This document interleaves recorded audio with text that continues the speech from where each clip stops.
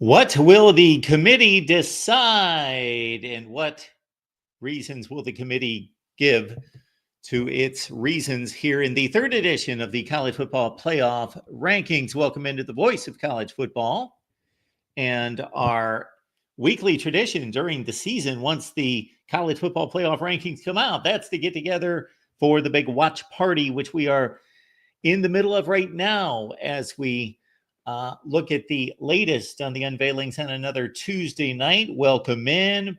Please hit the like button before you settle in. And of course, the call-in line has been placed there in the chat. So please give me a call right here at the Voice of College Football, and we will break it down as we get the unveilings here soon. Of course, some of the highlights around college football going into this third week of rankings over the weekend. Colorado won. They beat Utah by about 4 touchdowns. And of course, the Buffs control the Big 12. We've got a huge game with Arizona State taking on a BYU team that has now lost a game, and now their future is uncertain.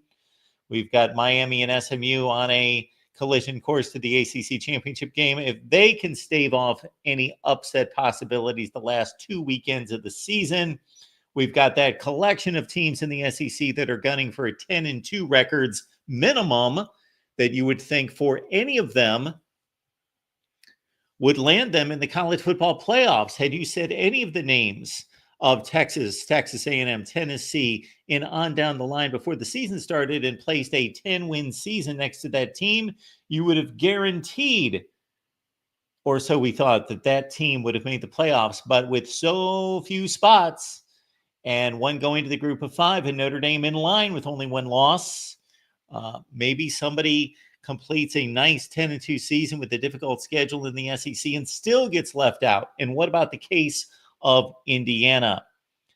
No losses on their record right now, but a weak schedule. They have yet to be challenged, at least by a good team. They lack a formidable win. They have got one winning record team in the W column. That's Washington at a mere 6-5. And of course, they've got the showdown against Ohio State.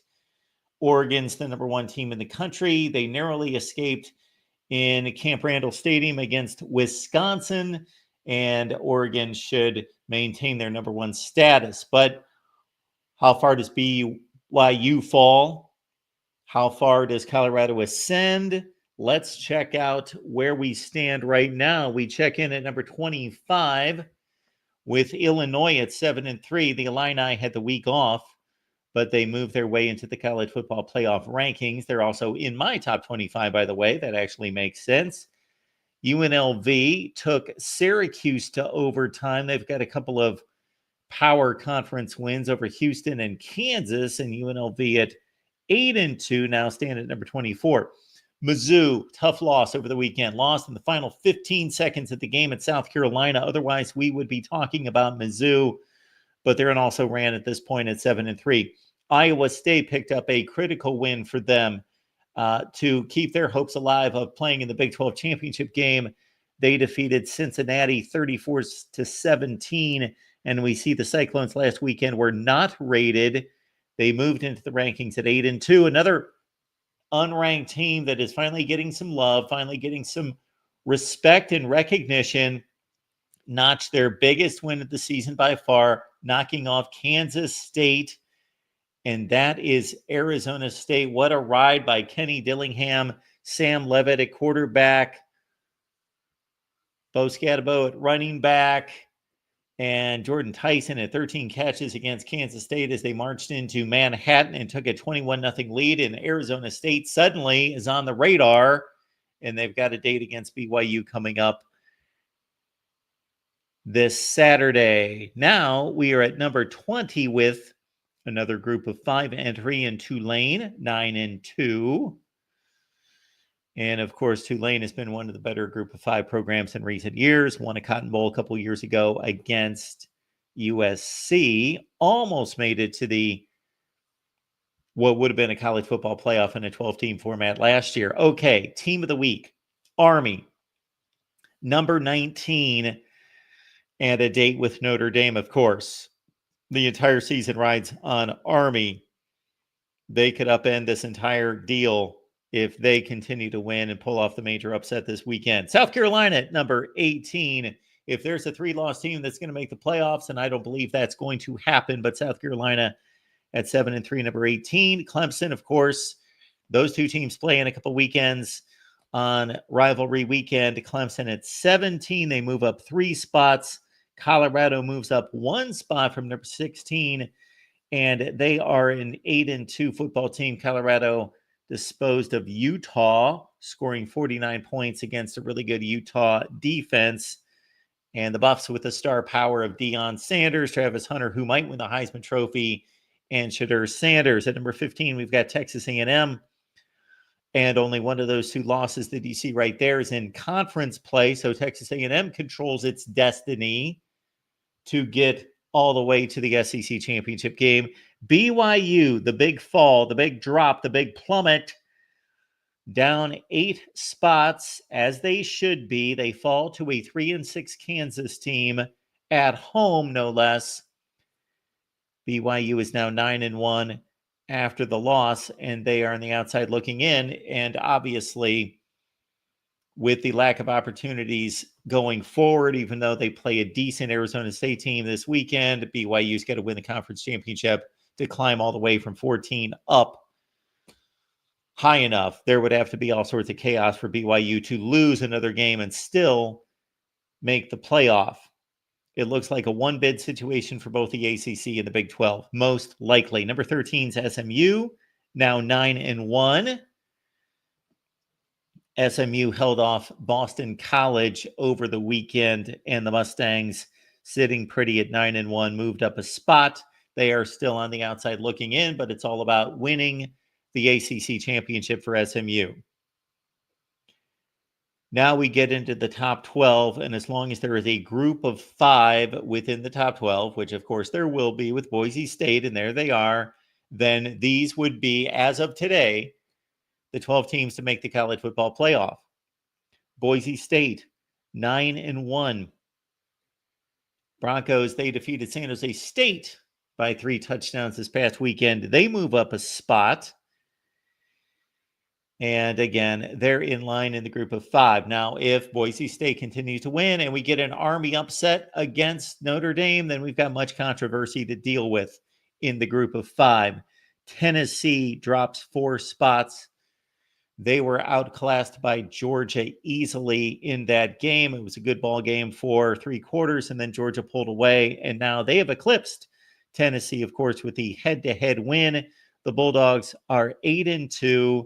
They rise to number 10 in the country, and Georgia's got one of those SEC November scrimmages against UMass before they take on Georgia Tech.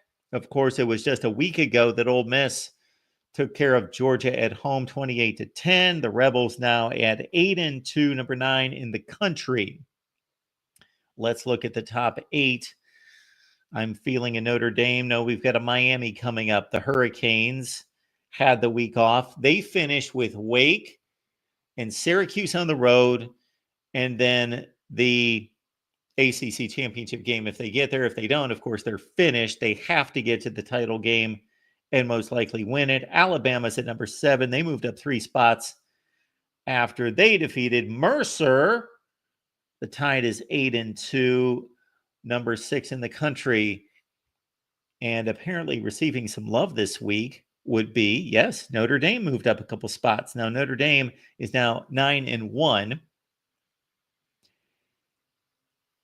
And Notre Dame coming off a win against Virginia rather easily in that one, 35-14. We've made our way to the top 5 in all of college football. In Indiana, I think they've held serve. They were at number 5 last week. The Hoosiers had a bye week, and it's all about Ohio State on the road. In Indiana, most people are thinking have to play well, not necessarily win, play well to get to the playoffs.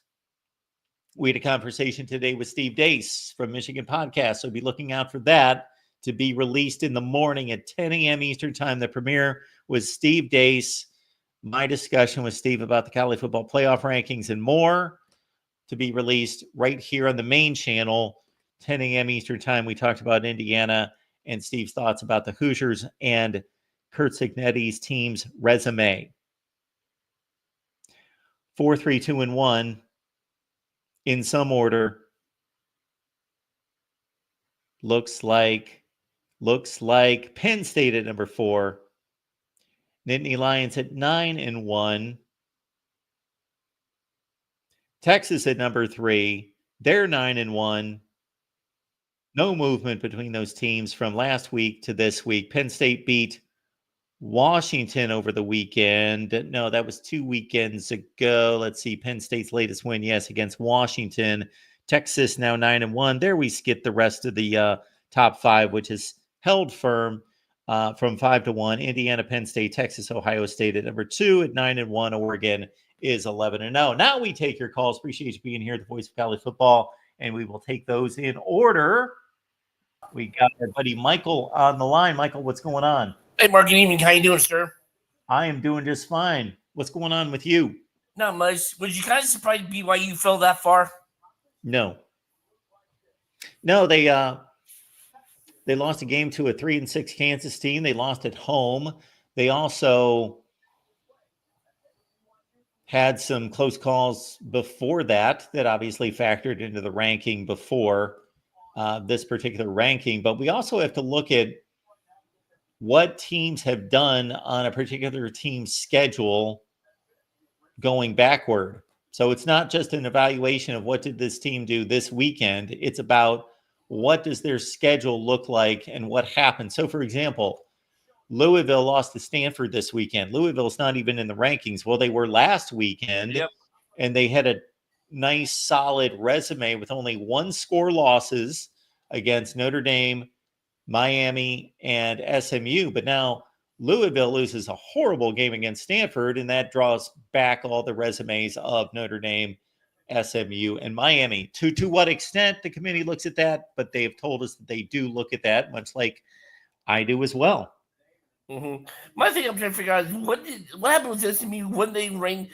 Was it that bad loss or somehow? Because I'm trying to figure out how they're the outside looking in right now.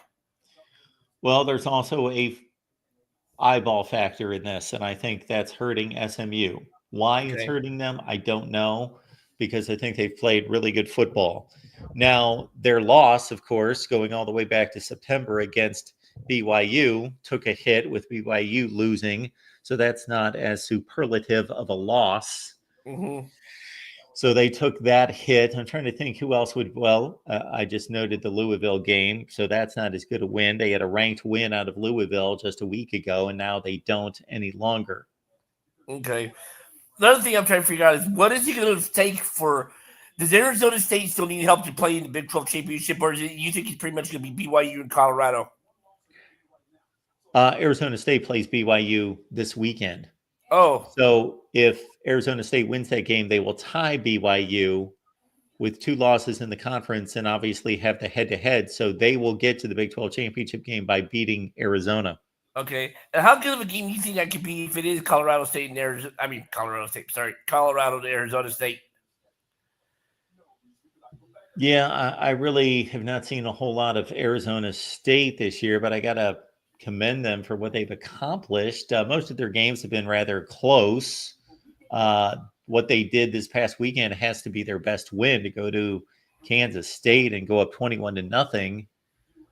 There were, if you really look at that game, and I skimmed through it and I read the box score and I read the recap, and I did not watch the game, but I went through the game highlights and so forth.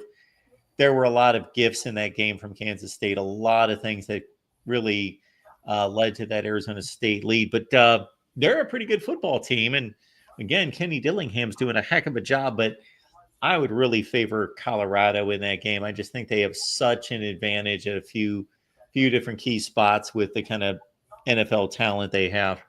Okay. Basically, this is like the varsity playing the JV week in the SEC. So do you think all hell breaks loose next Saturday, Thanksgiving weekend?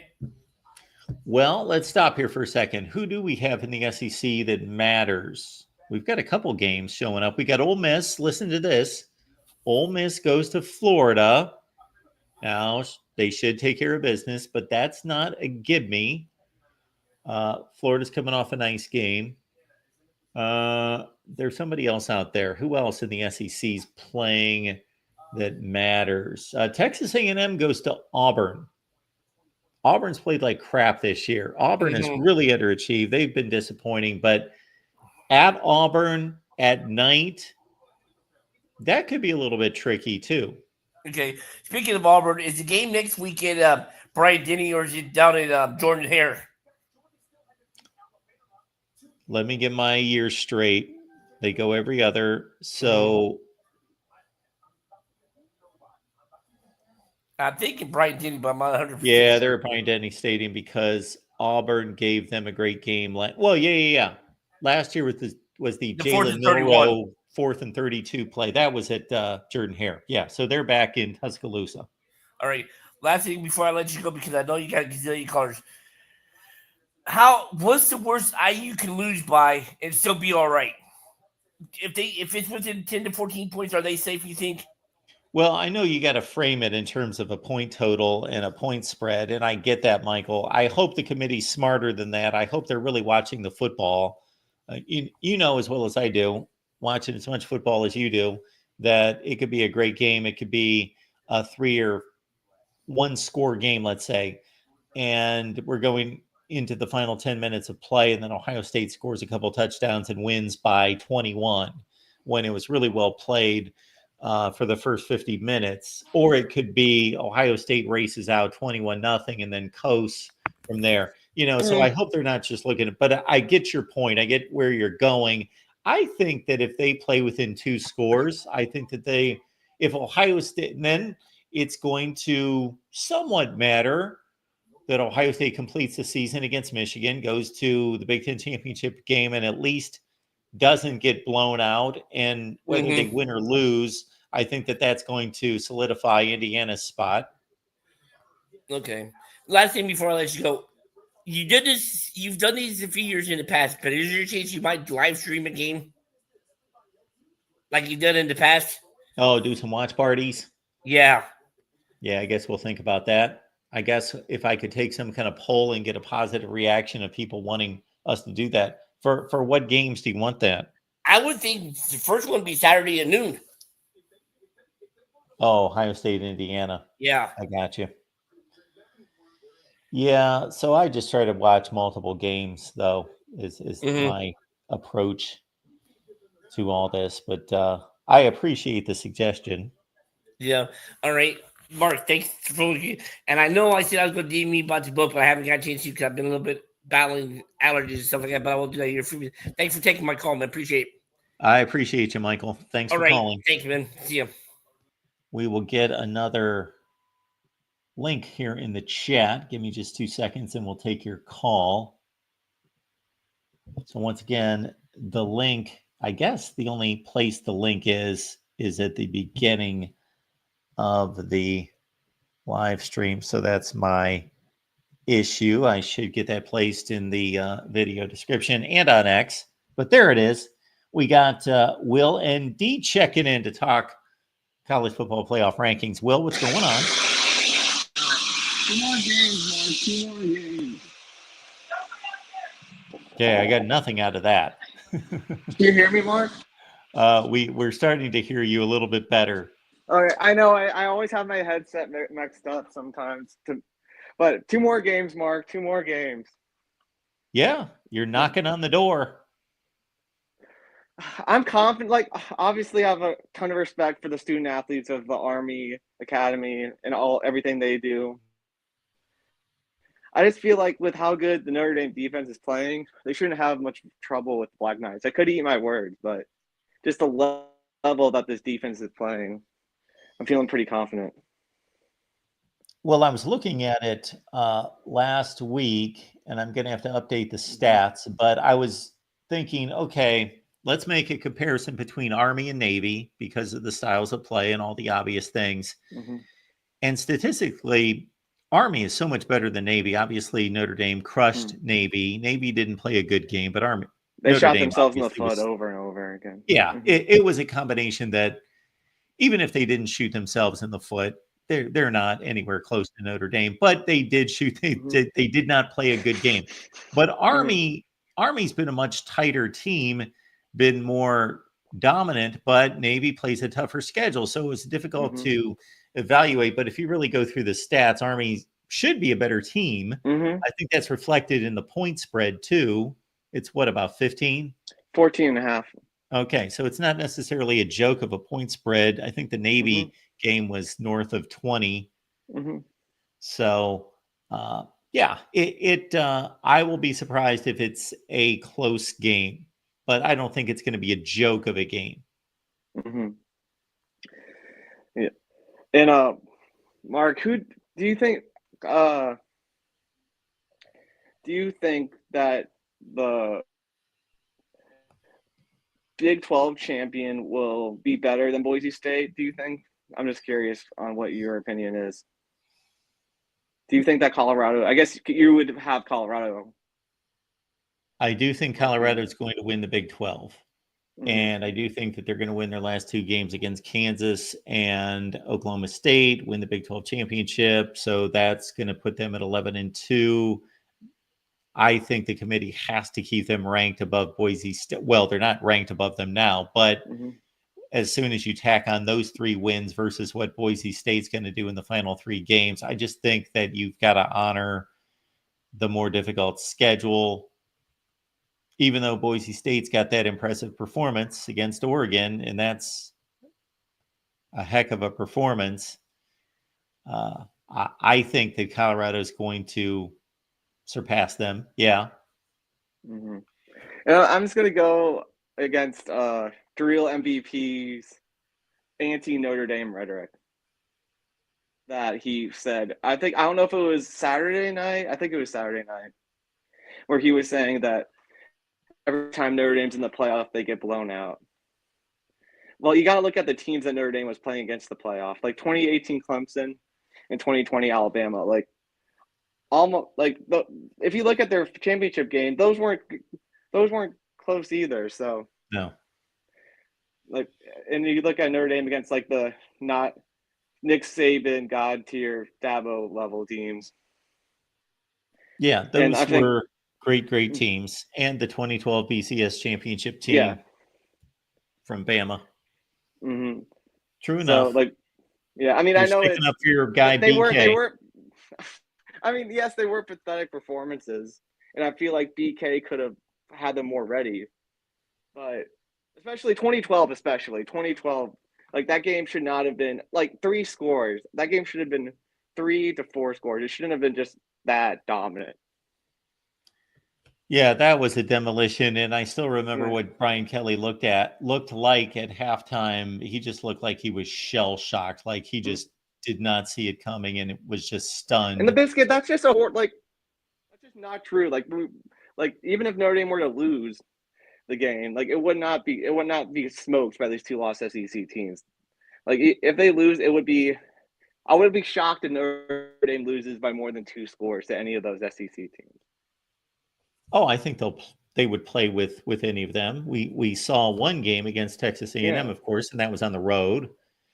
And that was when Mm-hmm. they were, well, we could talk about both sides maturing and getting better, but Notre Dame had an extremely young offensive line take the field that night. And Riley Leonard, obviously, that's his first game at quarterback, working with the bullets firing, with those wide receivers and with the offensive line. So that's the one sample we've got right now. And Notre Texas Dame A&M, also won the line of scrimmage in that game. Like absolutely. like both defensive lines won, but Notre Dame's offensive line did enough at the end of the game to win. And I feel like that wouldn't change. Even though both teams have improved, I don't think that would change because Notre Dame's offensive line has gotten better. Notre Dame's defensive line has been great. Yeah, I'm Like, not sold on. I do think that Notre Dame would win that game 8 times out of 10 against A&M. Maybe not 8 out of 10. That's being a bit of a homer, but at least 6. At least 6. Yeah, I'll give you that, especially since it was on the road. Mm-hmm. And it was a really close game, really much of a rock fight kind of game. But the final 6 or 7 minutes just completely belonged to Notre Dame. So when the game was on the line, they took charge and they really hammered them up front. And that's the only game we've got with Notre Dame in the SEC this year. And Texas A&M is obviously one of the best teams in the SEC. Now, whether they're the best team in the SEC or they're the seventh best team in the SEC, that line's about this big. So even Georgia's been susceptible. Texas, everybody has looked bad at times. It's unless somebody really separates himself throughout the rest of the season, the championship game and the conference, and then into the playoffs. Like, let's say Georgia caught its stride last week and becomes the Georgia of the consensus preseason number one. We may look back and think, oh, yeah, it wasn't the greatest season for Georgia, but then they found their stride. They got that kind of talent. But I really think these teams mostly at this point in the season have shown us what they are, and it's going to be about matchups, and it's going to be about who's just got it that week. And I think Texas A&M might be slightly below those other teams. They don't have the explosiveness on offense that those other teams have, but I think they're all capable, as they've shown, of beating each other. That's for sure. And last question, Mark. I think that Ohio State wins against Indiana. I mean, I'm not going to say handily, but I mean, the lines of scrimmage, like Indiana lost the lines of scrimmage against Michigan, I felt like. And I feel like Ohio State is going to win that more than by a wider margin than Michigan. And I feel like it'll be a Buckeye easy win.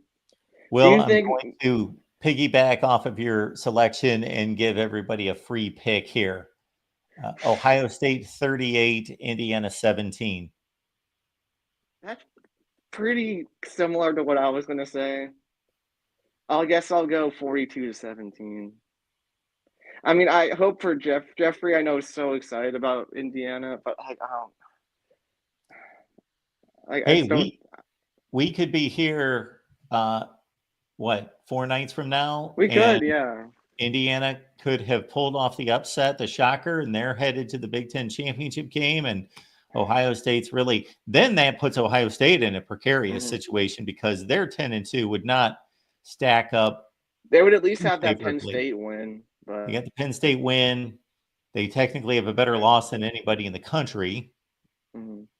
But what do you think that if it goes the way that we think it will go, do you think that Indiana will be in the top 12? If they're 11-1, I just think that I would normally think that if we took all these SEC teams, and if you told me, okay, these are the SEC standings, Mark, with 2 games left, knowing that most of them are taking the week off this week, but still, most of them have 1 legitimate game left, that I would be able to forecast some upsets and some of that to tear apart and for that to be a smaller list of teams at 10-2, but I just really don't see it. Yeah. I mentioned, I don't know if you heard Texas A&M going to Auburn. If we're really looking for upsets, that's a possibility. Auburn's played like garbage all year, but athletically, in terms of talent, they're roughly as good as Texas A&M, and they're going to be at home at night. That's a possibility. We saw Texas A&M go to South Carolina a couple weeks ago and get whacked in the second half. Lamar Sellers, best quarterback in the SEC. Did not see that coming. Is he the best quarterback in the SEC? In my opinion. Okay. He's in the top 2. Yeah, I'll go with that. All right, Mark. Well, I'll go top 3. Okay, top 3. I got to throw Jackson Dart in there and Jalen Milroe. I just feel like Milroe just. I mean, Dart. You could say Dart. It's a fair point to say Dart, but I don't know. Milroe just he's a little inconsistent for me. But I think his best is probably better than any quarterback in the SEC's best. I would agree. Will, we appreciate you being here. Thank you, Mark. I appreciate it. Always good to see you. Thank you. Our guy Will, hyped about Notre Dame. 9-1. They've got Army. They've got USC at the Coliseum. They've got Army at Yankee Stadium, of course. And one note before we get to our next caller would be that there are scenarios floating out there that if Boise State completes their run, 12-1, Mountain West Conference champions, of course, the one lost to Oregon on the last play of the game. They're already at number 12 in the country. Army, where were they placed? Was it 20?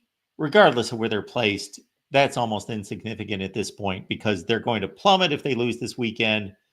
Well, they shouldn't plummet if they lose the 3-point game to Notre Dame, but they're going to be out of it when it comes to a college football playoff. But Army beats Notre Dame. They complete the season with, think about this, 2 nice wins against Navy. That's what, a 7-2 football team right now, 8-2. Then Army completes the American Conference Championship undefeated. And what about a Big 12 champion that has 2 losses? What about a Big 12 champion that has 3 losses? So any of these teams playing this weekend, especially Arizona State and or Colorado could still lose a game, get to the Big 12 championship game, win, be 10-3, match that up against a undefeated Army team as a conference champion and 12-1 Boise State as a conference champion. That knocks the Big 12 champion out of the bye situation. They still get the automatic berth. They almost fall into the group of 5 category. They become the group of 5 team in a sense, what we anticipated the group of 5, and they would get to the back of the line at number 12. Wouldn't that be something? All right, let's keep it rolling here at the Voice of College Football. We got our guy Jackson stopping by. Jackson, what's going on? The Alabama Crimson Tide moved up a few spots this week. Oh, yeah. I'm excited about it. And I hope we do get to play Notre Dame in the playoffs because it's always pretty fun watching Alabama play Notre Dame. Especially fun looking back at the history of that matchup. How you doing tonight, Mark? I am doing great, Jackson. And at this point, we should have the new rankings we do. Oh, yeah. Darrell can sent post. it in the chat.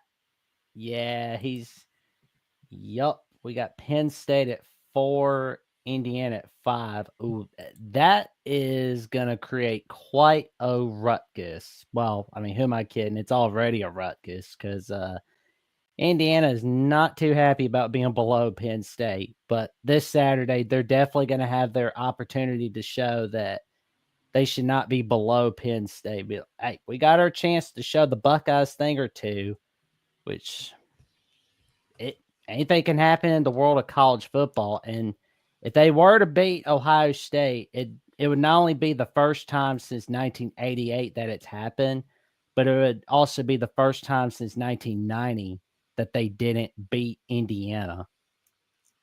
Yes, they tied in 1990. So nobody's going to be surprised if Ohio State wins this game in whatever fashion. So that's not really the question because Ohio State's going to sit at number 2, barring an Oregon loss, and they're good to go. The question is, okay, Indiana, if they win the game, hey, they could be the number 2 team in the country when the rankings come out at this time next week. If they win the game, if they lose the game, that's going to be the question. How far does the committee drop Indiana once they lose the game? Once they lose a 31-28 game, or once they lose a 42-14 game, what does that do? What does the committee do with those 2 different scenarios? I think if they get blasted by 4 touchdowns or more, or basically like 3 touchdowns or more, they get knocked down big time. But if it's like a 10-point loss or less, or the game goes to overtime, Indiana is still in the top 10. I feel it's much similar to TCU in 2022, where TCU basically had to win the Big 12 just to make sure they were in. But if they lost the Big 12 title, it had to be by a good margin. If they lost by double digits, they were in trouble. But if the game went to overtime or it was a close loss, then okay, you're good to go, TCU. I could see something of that particular scenario for the Indiana Hoosiers for this season. Now, when you look at this logically, if Indiana is in fact the number 5 team in the country and their best effort this season is beating Washington, that's their best game because Washington beat Michigan. Washington's got a better record than Michigan, and Indiana beat them worse than they beat Michigan. So the Indiana game or the Washington win is Indiana's best effort of the season. Okay. So they're 10-0. If they lose to Ohio State, who is the number 2 team in the country, and they play extremely well, shouldn't they at least hold their position? If not, move up? Isn't that their best performance of the season? Doesn't that justify and confirm that they're a good football team and that they have earned that ranking? So in my eyes, if you're logically ranking these teams based on their performance, you don't drop Indiana for a loss. No. They're actually proving to be the number 5 team in the country if they take Ohio State to the wire. Yeah, I saw where this guy, Locked On Ole Miss host Stephen Willis, has been going viral for his take about how Indiana shouldn't be the number 5 team because they're a double-digit underdog against Ohio State. And I've been like, I take it that he has not watched a lot of Big Noon Kickoff this year, or Big Ten football for that matter. Yeah, I really don't care what the point spreads are. The point spreads are the point spreads, and they're for gamblers. They are not for evaluating football teams. Doesn't matter what the spread is. It matters what you do with it. That is the way to go. Notre Dame, I'm looking forward to that game against Army. It's going to be fun to watch a college football game at Yankee Stadium that's not named the Pinstripe Bowl. That will be a huge one, as a matter of fact. The SEC teams and the Big Ten teams, I think basically if you get to the SEC title game or the Big Ten title game, I don't think anybody has to worry about being left out if you're in the SEC or Big Ten. Because I was watching a little bit of Alabama Mercer before I started the post-game show on Saturday, and I was hearing the broadcasters getting upset about how nobody should be leaving out whoever goes to the SEC title game. It doesn't matter if you win or lose, which tells me right then and there nobody's getting left out in the SEC. And I'm looking at our friend Bill Bender where he's got the tiebreaker results. And I'm looking at Alabama. They've got a great winning percentage, which is 509, and it's greater than Georgia's, Texas A&M, Ole Miss, and Tennessee. That's the common opponent winning percentage that I've got pulled up.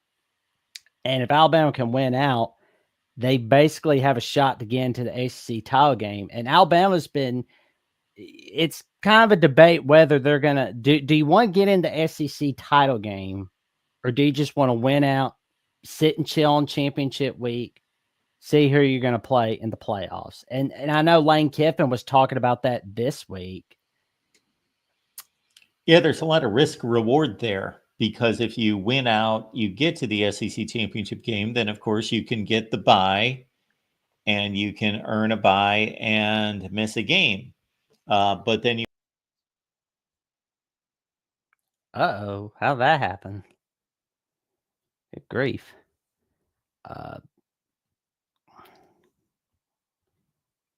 Where did he go? Where did he go? Good grief. My apologies, everyone. StreamYard just all of a sudden told me that I wasn't welcome any longer. So anyway, yeah, that's the risk reward. That's you risk going to the conference championship game, which of course you don't control in this situation, but you play the best you can and you let the records fall where they may in the tiebreakers, and you get a chance to elevate to a bye, or you risk, depending on how the committee looks at it, you could possibly risk losing out if you get blown out in the SEC championship game. But most likely you're still in the playoff, but you went and played another rough game, you get beat up, and you still have to go and compete in the first round. And maybe after losing an SEC championship game, you're now traveling for that first round game. It's something that's going to have to be really looked at in terms of how much do we penalize teams going to conference championship games, and especially if they lose significantly. I think basically, well, I mean, it's like I said about the SEC, Big Ten, they'll be fine. But I think for the ACC, SMU, they are a team that's really going to have to win the ACC in order to get into the playoffs, because they can't really rely on past history. They can't really rely on a whole lot, unfortunately. They are going to have to win out. And of course, there's that loss against BYU that's really biting them. So what they may need is BYU to win the Big 12. Yeah, they did not like the BYU Kansas game. They would love to see BYU get it back on track and strengthen that win or that loss for SMU. Definitely right there. It would All right, be Jackson.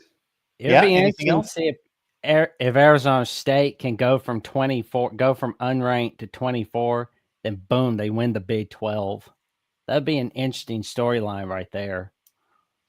Yeah, let's say with Arizona State at what are they? 18? Where are they? 24th. 24. Arizona State's as low as 24? No, Are they really? my mistake. 21. Okay, 21. They're 21. They beat BYU. That's going to give them a nice little boost, depending, of course, on what everybody else does. But let's say they win the 2 to get to the championship game. They're probably going to be in the 14 or 15 range at that point. And then they win the Big 12 championship game. Then, of course, it doesn't matter what they're ranked after that. They're going to get elevated into the playoff. Yeah. Yep. Yeah, that would be the story of the year right there. If whether it's Army makes the playoff or Arizona State makes the playoff, SMU makes the playoff, all those would be great. That would be huge right there. All the new kids winning their conferences. That would be a huge storyline. You know, don't count out Georgia Tech against Georgia. Oh, I'm not. You know, if we go the opposite way, what if Ohio State loses to Indiana and they miss the playoffs, or Georgia loses to Georgia Tech, they miss the playoffs, and we have some of the heavy hitters that were 1 and 2 in the country to start the season miss the playoffs, and instead we've got the SMUs and Arizona States of the world in the playoffs. It'd be fun. I talked with a buddy a few months ago about the possibility of seeing Georgia Tech upsetting Georgia, like maybe not this year, but next year or the year after that. Brent Pye's doing a pretty good job at Georgia Tech. It may not be the job that Bobby Dodd was doing there, but he can get him the good heights. Yep. I know you're getting your Brents flipped there. Yes. Yeah. Oh, Brent Key, Brent Pry. Yeah. Your Techs mixed up. Yeah. Well, Jackson, appreciate you being here. Oh, thank you for having me on. And Alabama call-in shows Thursday night, where I will reveal who is coming on the 14th edition of Crimson Tide Live. I won't be spoiling till then. Phenomenal. So listen to that. That's coming up on Thursday on the Alabama show over on the Alabama channel, where Jackson takes your calls on Alabama football every Thursday. Good to see you, Jackson. Good to see you too, Mark. Stay safe, stay warm. It's cold out. All right. We will keep it working here at the Voice of College Football. Appreciate everyone calling in. We've got our buddy, the real MVP, stopping by next. How are you doing this evening? I am doing great. Good to hear from you. What's on your mind concerning the big rankings reveal? Yeah, there's a few things that are on my mind about these rankings. First off, Big 12 man is down bad, Mark. They are down astronomically bad. How about being so disrespected that a group of 5 team is placed above you? That's poverty, Mark, right? Yeah, the entire conference below the top group of 5, and then there are 2 other group of 5s waiting in the wings that are ranked right alongside and very close to your other 2 championship contenders. Right. You remember how everybody was saying that their conference is as Tim Prangley would call them, the island of misfit toys? Yes. he's being proven more and more correct on that statement literally by the hour at this point. Yeah, well, it's a conference that if we look at what they've done outside the conference, it's just not impressive. Who is the best team? Everybody in the chat, who is the best team that the Big 12 has defeated outside the conference? Maybe Arkansas, maybe Iowa. That's the best I can do right now. Arkansas. That's probably the best you will do. Iowa, possibly. Well, we got SMU as well. So we got one of those three. I think they're all pretty much on the same plane. Right. Also, that's something else I'm going to mention. If head-to-head matters, Mark, then how come SMU is ranked ahead of BYU?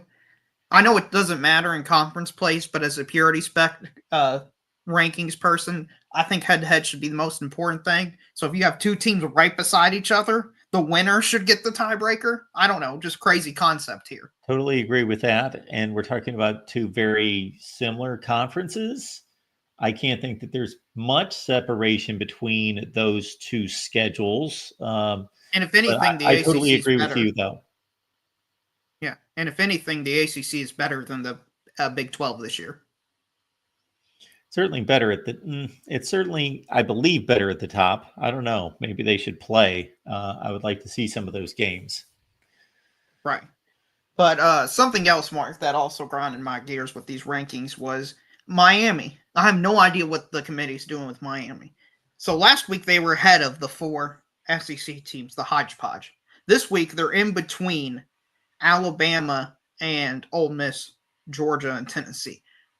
I didn't even realize there was this gap between Alabama and the rest of the three teams. I don't see how that's justifiable.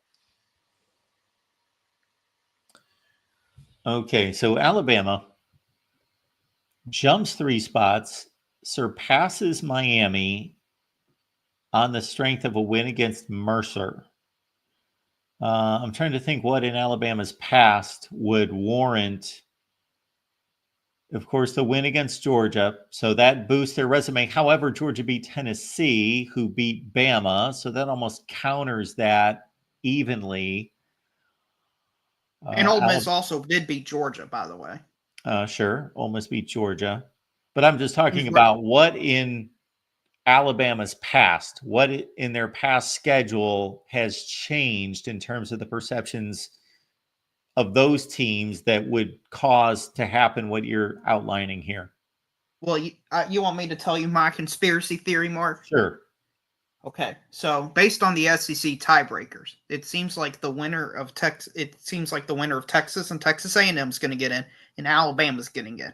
So what this is setting up for is if Texas beats Bama, Alabama with 3 losses would still make the college football playoff. That's what I believe these rankings are telling us today.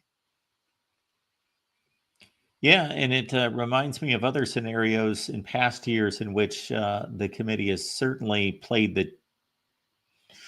Well, I don't want to give them too much credit. I was going to say chess, maybe checkers, to set themselves up and to fit their narrative and get to the conclusion that they want by doing similar moves. That again, I would need to be in a room with them to really have them explain, because on the surface, what Alabama did this weekend and what is on their schedule and the performances of the teams on their schedule do not justify leapfrogging Miami. Yeah, I don't know. Right. So you would have Miami ahead of Alabama. Because for me, I just believe Miami should either be behind these 4 teams or ahead of these 4 teams. Well, that's where I'm. Okay, so that's a great question right there, because when I do my rankings, I get caught in these collections of teams too. And this is the season that it's these 4 because of the obvious games against each other and the round robin of wins between these teams. So they all have the same record. They all play in the same conference. They play very similar schedules. And then, of course, you've got multiple games between all of them that ended up in different ways. And so you can't justify, or you can't honor the head-to-head. It's impossible. because you got too many cross-sectional wins between the four. So it makes sense that you're evaluating them to be so close that you either say, we're going to honor the team with the better record, Miami at 9-1, and elevate them in front of this pack, or we're going to honor the schedule strength of the pack of four and drop Miami below all of them. But the committee is choosing to super analyze. Apparently, they're either doing what you're talking about and they've got an ulterior motive, or if we want to trust them, they have sliced and diced these resumes to such a degree that they have been able to they've been able to wedge Miami in between Alabama and Ole Miss, and somehow justify that Alabama's got a better resume than Miami, but Miami is a better resume than those other three SEC teams, one of which beat Alabama, one of which played to a one-score game against Alabama right down to the wire in Tuscaloosa. And obviously we're talking about Georgia, who also threw around Tennessee this past weekend and did the same to the number 3 team in the country. Yeah, they also destroyed Clemson, a team in their conference Yes. that they might be playing for the ACC championship game. Yep. So I would just love to see the committee's explanation for that discrepancy, because I can't, what is Miami's best win as of right now, Mark? Miami's best win is Duke, 7-3. Does that come anywhere close to the other teams we're talking about? No. And what's their loss? They lost to a 6-4 Georgia Tech team. Right. The only loss that's comparable is the Arkansas loss. Yes. So they have the worst win and arguably the worst loss. Ole Miss lost to Kentucky. Okay. Fair enough. So they have arguably the second worst loss and definitely the worst win. But yet they're ranked ahead of 3 of the SEC teams. To me, that doesn't make any sense. Because what this is telling me is we're going to look at the record and we're going to weigh these cupcake games more than the strength of schedule. I'm sorry, Georgia's got the number 1 strength of schedule. Does that matter? Georgia's played 3 top 20 teams on the road. Georgia went out, scheduled Clemson, and beat the absolute soul to will out of them. Does that matter?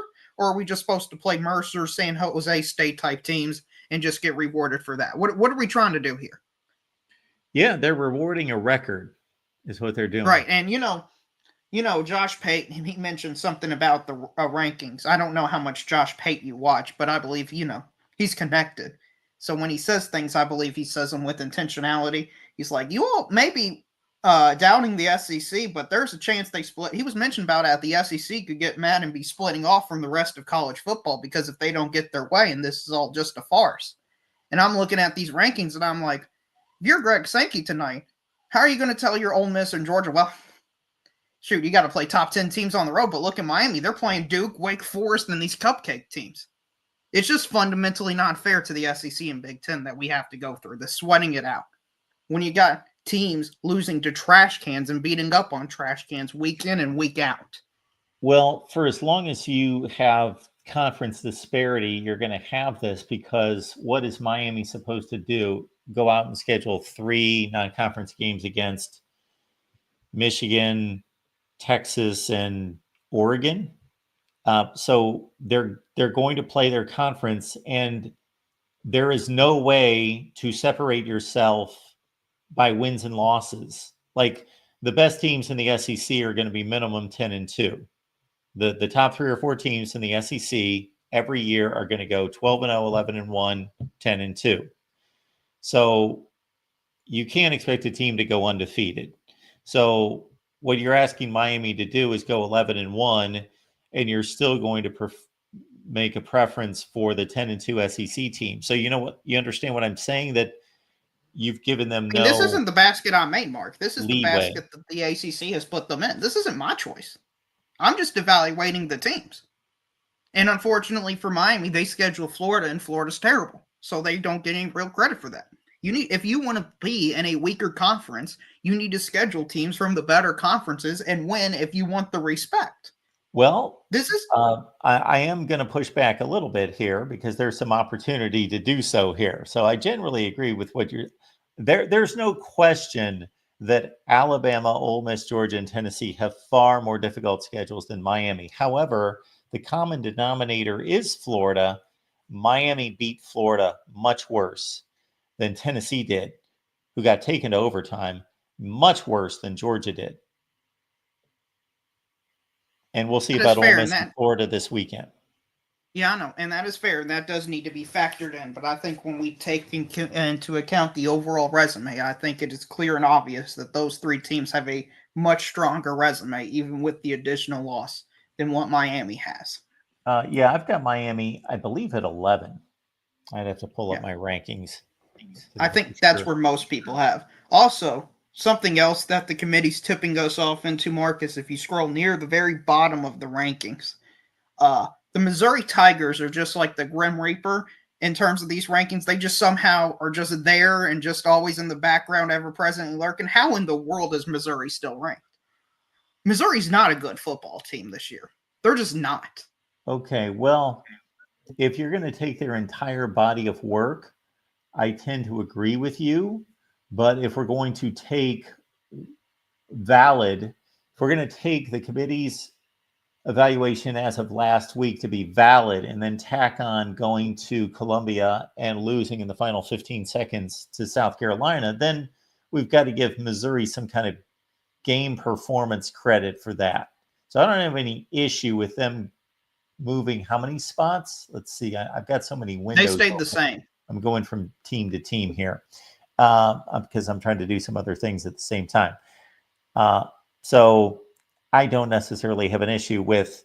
I don't have an issue with Missouri and what was done based on this past weekend. Right. Now, before My that, problem I is don't just know. My problem is the totality. Well, I got Missouri at 22. Oh, I've well, got Pitt at 25, Kansas State at 24, Illinois 23, Mizzou 22, Colorado 21. Let me see here. Give me a second. So if you can follow this mess, because I got to keep track of the wins and losses. So again, yeah, Pitt, Kansas State, Illinois. I got Mizzou a spot ahead of the committee, and I understand they looked awful against Alabama. They also missed their starting quarterback, Brady Cook, and their best running back, Nate Noel, through much of that. And again, that South Carolina game went down to the wire. Anyway, Colorado at 21. I got Clemson at 20. There's Iowa State at 19, Arizona State at 18. I've got South Carolina at 17, despite the 3 losses. I think they're really good. Army at 16, Boise State at 15. And then I come in with SMU. Again, I honor the win by BYU. They're at 13. There's Texas A&M at 12. I got Miami at 11, Notre Dame at 10. Then this is how I come through with that SEC pack. I've got Bama 6, Ole Miss 7, Georgia 8, Tennessee 9. And then my top 5 are different, obviously, than the committee. right, but you've got for the SEC 4, you've got the exact same order as the playoff committee. It's just they inserted Miami somehow right in the thick of it between Alabama and Ole Miss, which doesn't make any sense to me at all. Yeah, I think I explained this, but just to be clear, I did my best to think I can't just move these teams together as a 4-pack just to do it. And I looked at the Miami situation in particular and Notre Dame to say, is there a reason? Is there a reason to separate these 4 and wedge in another team that I can justifiably say they have a worse resume than those 1 or 2 or 3 teams, and they've got a better resume than those 1 or 2 or 3 teams. Therefore, they should be wedged in there. And it was impossible for me to separate those 4 teams from the SEC because they've just been their resumes are just so similar. Correct. I completely agree with you. Now, I saw we got a super chat, Mark, with Dave. He's believing the Missouri thing is just another example of SEC bias, Mark. Yeah. So, Dave, appreciate you being here, Minnesota Dave. How in the heck is Missouri still ranked? Can you say SEC bias? I know you could. So, do we want to look at Missouri's resume versus Illinois, who is also 7-3 and ranked right behind them? Like, do we think Illinois' got a great resume? Who else is 7-3 that's got some kind of great resume? Syracuse. You start to run out of 8-2 teams. That one thing that I do when I release the top 25 that actually makes sense is I run down. These are how many undefeated teams there are: 1-loss teams, 2-loss teams, 3-loss teams, and I've gotten to the point of starting to count 4-loss teams because you run out of 2-loss teams. So you got to rank some 3-loss teams. Well, Missouri, let's compare them to Illinois. Missouri beat Oklahoma, Auburn, Vandy. It's more about Missouri playing some decent teams and losing than it is winning, granted. But Illinois' beaten Michigan, 5-5 Michigan, 5-5 Nebraska in overtime. The Vandy win's a better win than any of those wins. And the BC they beat wins Kansas as well. And the BC wins about just as good. Kansas not a is whole lot of 4-6. Yeah, they had a close loss against Iowa, which is something. And Iowa. Yeah, that Purdue game is unexplainable. That Purdue game is probably the worst performance out of there any you go. top 25. Yeah. Illinois did not play Iowa. They lost to Penn State by 2 touchdowns. They lost to Oregon by a zillion, and they lost to Minnesota. Those 3 teams are obviously Penn State and Oregon are extremely good, but the Penn State performance was okay. They stayed in the game. The Oregon game, they got blown off the field, and Minnesota is a 6-4 team. The 3 teams that Missouri lost to are consistently better. They didn't lose to a Minnesota team. Right. And has Missouri had any close performance like Illinois has against Kansas, Nebraska, and Purdue? No. Right. To me, that's the difference. It's not just who they lost to, but it's how they've looked in their wins they've played, especially against Purdue, because Purdue is just Purdue. I mean, they're horrendous this year. And believe me, I take no joy, nor am I really sticking up for Missouri. So just if you start to look through this and then you go off of that 25, and so the teams after 25, this is not how I have them ranked. I've got them grouped by how many losses they have. Syracuse and Duke are the only 2. They're the only 2 teams in the Power 5 that have 3 losses after that. Then you're starting to dip into 6-4 teams. So it's difficult to keep Missouri out of the top 25 unless you want to throw in a bunch of 4-loss teams. Should they be replaced by Duke or Syracuse? I think you made a good argument, Mark. I didn't think I could be changed my mind on this, but you've changed my mind. These teams start to beat each other at this point in the season, and they just accumulate mediocre records, and there's nowhere to go for a sterling 8-2 team to finish out your top 25. Yeah, I have to say you're right, Mark. I was even looking at 6-4 teams thinking, okay, how good are they? Is there a 6-4 team that's really played well? Not quite, but we're getting close to that. Obviously, once we get to the end, 2 weeks from now, there will be 8-4 teams in the top 25, whether it be mine or the AP or the committees. Final thing I'll ask you, Mark, and this is going back to the beginning of my soliloquy, is the Big 12, Mark. There is a realistic chance they're not going to get a single team in. Not one. If Army beats Notre Dame. That's all that realistically needs to happen. If that happens,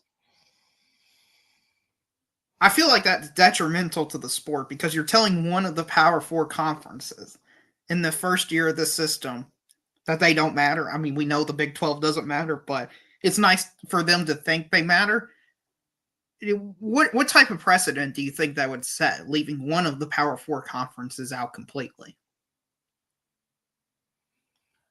Well, I think it sets a precedent to just let us know that that our assumption that the that college football is as regimented in its power structure as we thought is not necessarily the case, and that this, it would only prove the point that I argued ever since we had this realignment settle down to what it currently is. And when I looked at the Big 12, this is a fun conference. It is a really fun conference. If you are looking to watch 41 to 38 games late Saturday night from Lubbock, Texas, this is a fun conference to watch. You don't know who's going to win the game. You cannot forecast that Arizona State's going to go from 3 wins to possibly a conference championship, and that Utah is going to collapse that Oklahoma State's going to go to the conference championship game one year and then plummet, even though they've got quarterback back, rushing champion back, receivers, 21 of 22 starters, and they're 0-7 in the conference. It's just every game is either down to the wire, or it's just this complete slap in the face, like, how did that happen? What in the world just happened kind of game. But that doesn't register on the national scene. These fun Arizona State UCF games.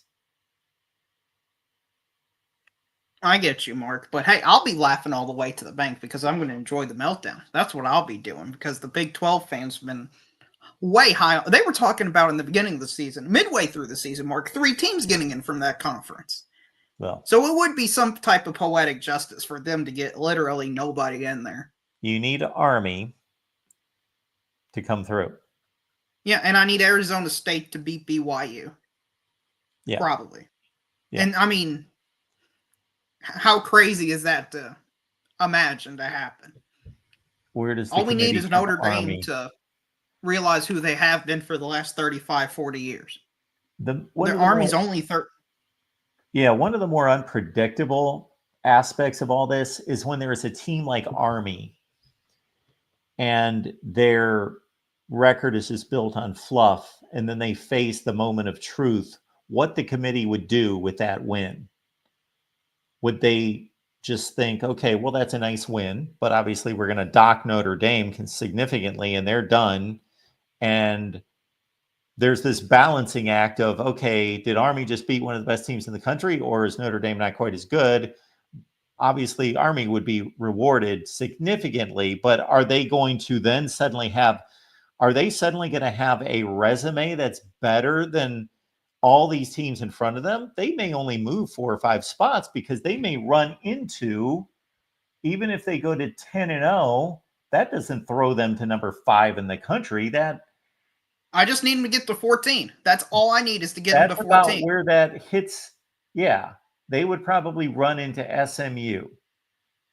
Right. I just need them to get to 14, and then I'm safe. It's not like I need to get even to 10. So I think it's a scenario that would be fun to look at. I don't think it's very likely to happen, but I think it would be a great scenario to have happen. And again, just to compare that with like Tennessee losing to Georgia last weekend, when teams are in the SEC and we have a pretty good read on how good they are, and they mount these strong schedules against, at the very worst, top 40 teams in the SEC, that when they lose, they don't get moved much because Tennessee just lost to Georgia. So what did Tennessee move? Would they move 2 spots? They probably moved 2 spots here. Yeah, something like that. Okay. As opposed to what is going to happen to Indiana. Because if they lose that game against Ohio State and they lose it respectably, that can be interpreted as, shouldn't the number 5 team in the country lose on the road to the number 2 team in the country by a field goal? Shouldn't they just stay where they're at? Or even it could be justified that that's a performance that's keeping Penn State in the top 4 in the country. Wouldn't that be justified as a remarkable performance that they should actually get rewarded for? So those are the kind of situations where the committee becomes a wild card as to how they evaluate the team that finally hits the moment of truth, and what did they do to that moment, and how much are we going to value it or devalue it because they didn't get it done or they got completely blown off the field. You know, I've been saying it I think I might have been one of the first people to say it now, Mark, that Indiana, if they lose this game by 42-10 type margin, they're going to be left out of the playoffs. And I mean, look at Penn State. There's a reason, in my opinion, they're ranked ahead of Indiana. It's because it's the committee signaling a lack of confidence in Indiana. I think the committee is projecting a bit and suspecting Indiana's going to lose to Ohio State by more than what Penn State lost to Ohio State by. That's the only reason I can justify Indiana being ranked behind Penn State as of right now. So let's do this, Daryl, and then I'm going to take other callers. If Indiana loses this weekend, and it's neither a blowout nor a down-to-the-wire game, it's a respectable loss, but they still lose 35-21. They are clearly not in Ohio State's class. Okay. Who else here plays a competitive game? Like, nobody's going to lose any of these games here. Like this SEC pack, let's say Notre Dame gets by Army, all that. Indiana's going to drop behind. You know, their 10-1 is going to definitely drop behind this collection of 9-2 SEC teams. Well, then they're out. If they do that, then they're out automatically because you have the group of 5 ahead of them.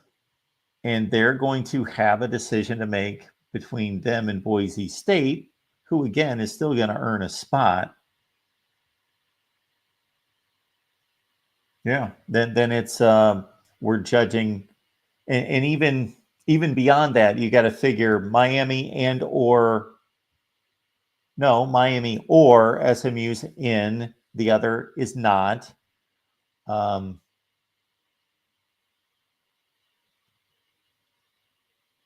Yeah. Yeah, it's sad to see for Indiana, but unfortunately, when you play nobody in your conference, and when you have these conferences be so big, and you play, I think I saw a stat, they play 7 of the 8 worst Big Ten teams this year so far. Yeah, like sounds right.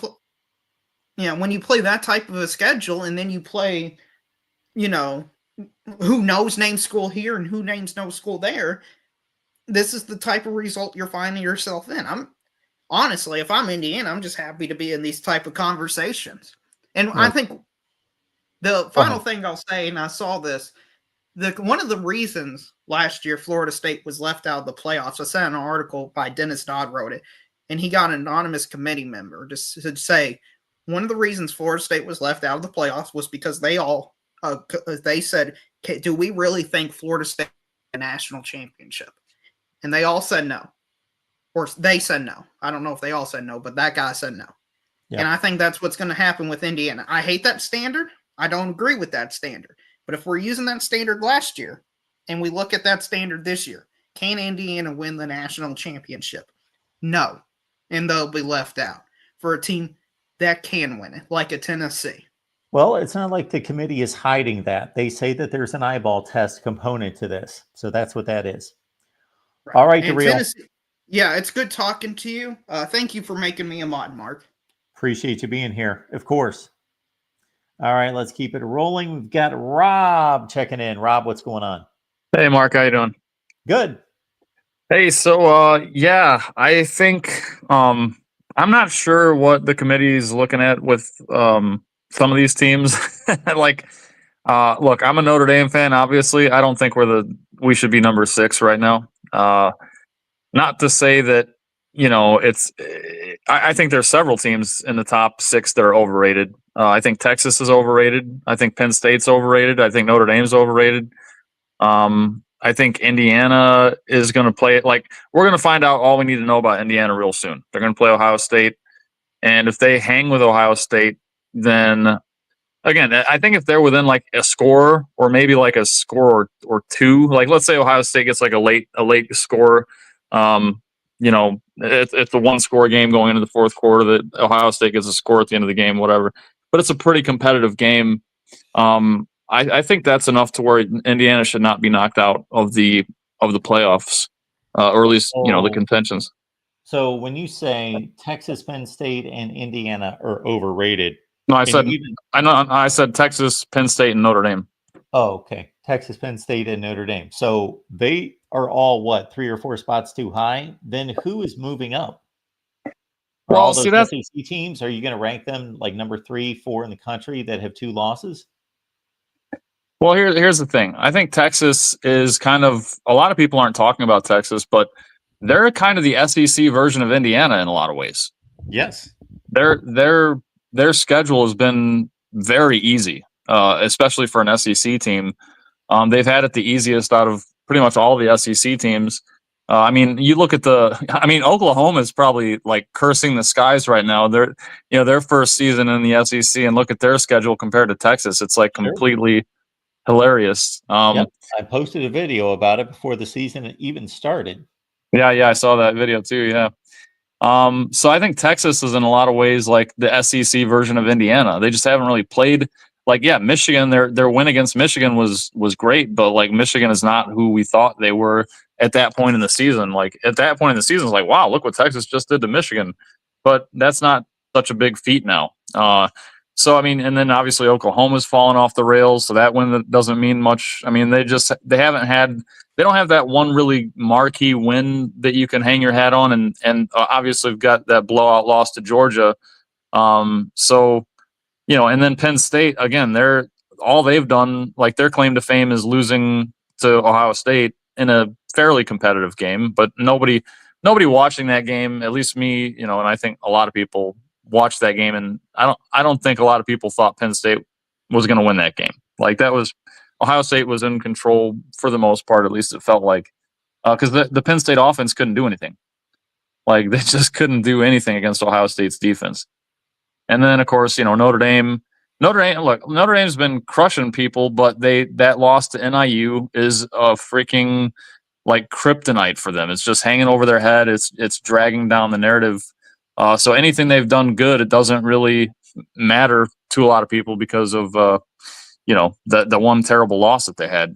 I think that terrible loss is worth like I would probably put Notre Dame behind Alabama and Georgia, and probably Ole Miss too. I would say Alabama, Georgia, Ole Miss. I would put them all ahead of Notre Dame right now, because I think on a neutral field, I'm not saying Notre Dame for sure loses that game, because obviously if Alabama plays the way they did against Vanderbilt, Notre Dame wins. If Georgia plays the way they did against Ole Miss, then Notre Dame has a shot.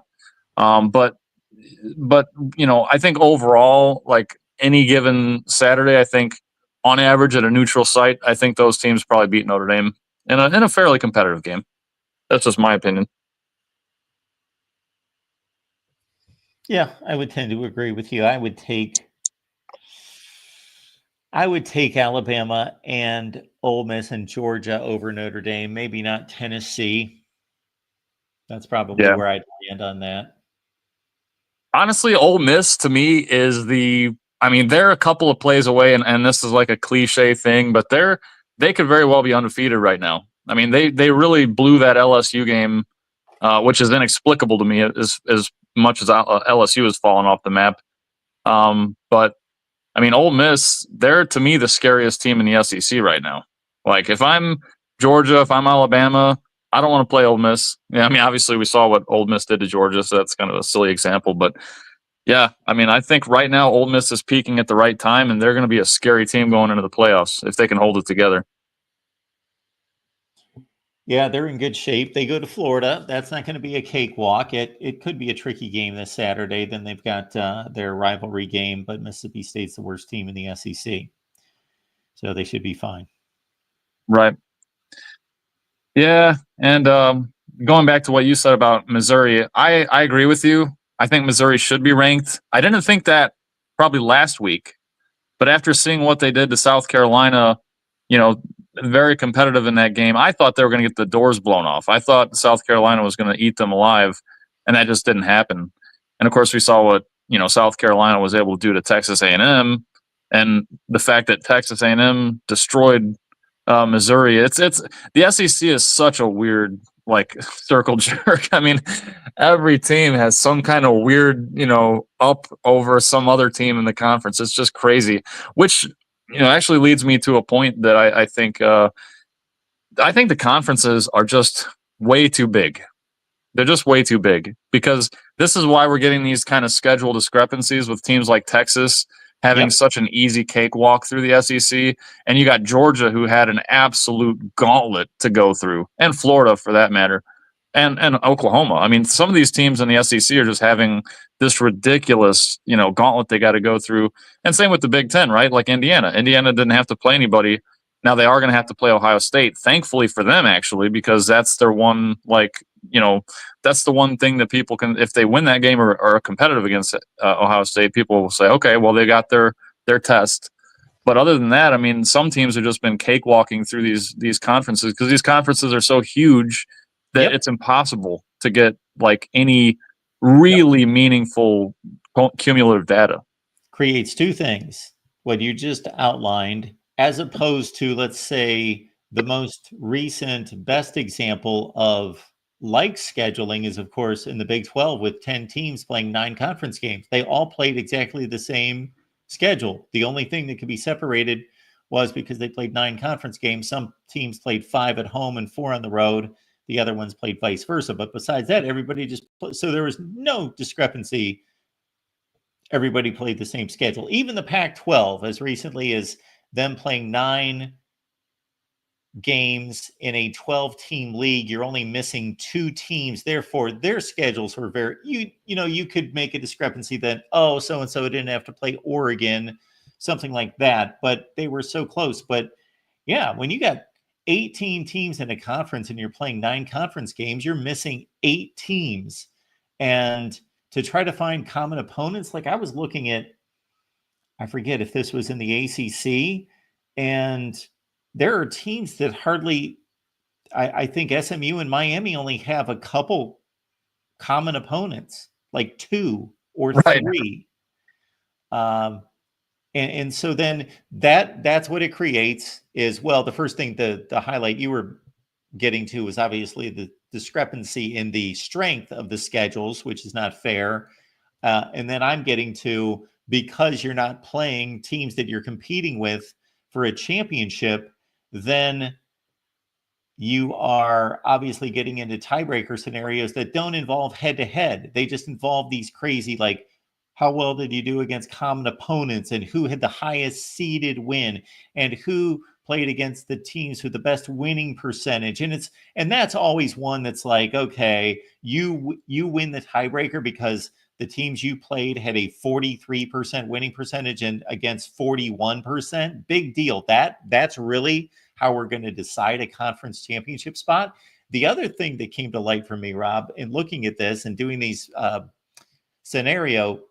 situational videos the last few weeks, and this makes sense, is that because of all the factors we just listed, it shouldn't be surprising that the teams at the top of these leagues play the worst records.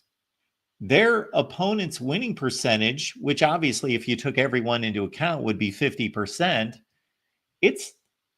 you're talking like Indiana's was 16 or 18 games under 500.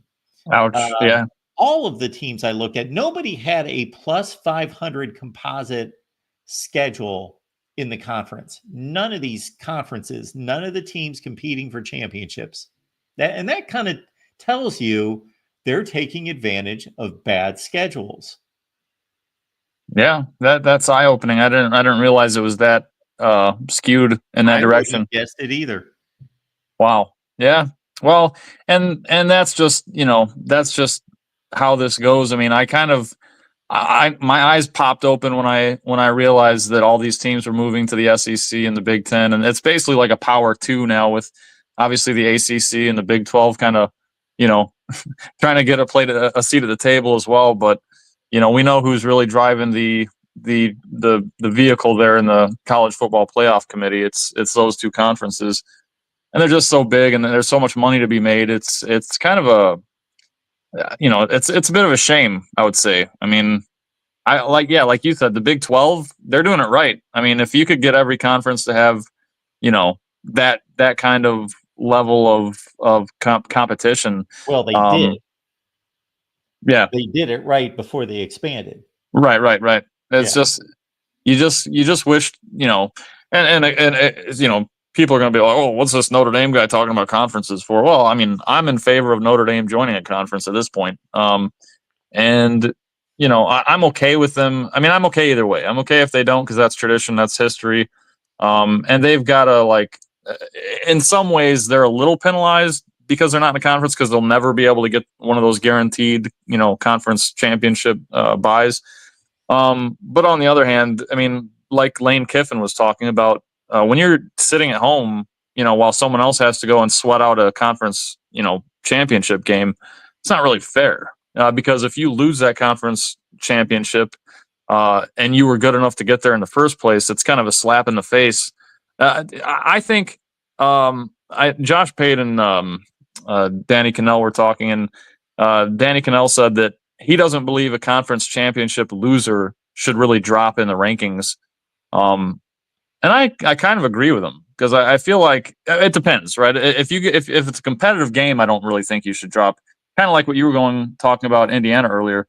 If Indiana loses to Ohio State coming up in this next game, well, like you said, Indiana's the 5th ranked team in the country. Shouldn't they lose to Ohio State?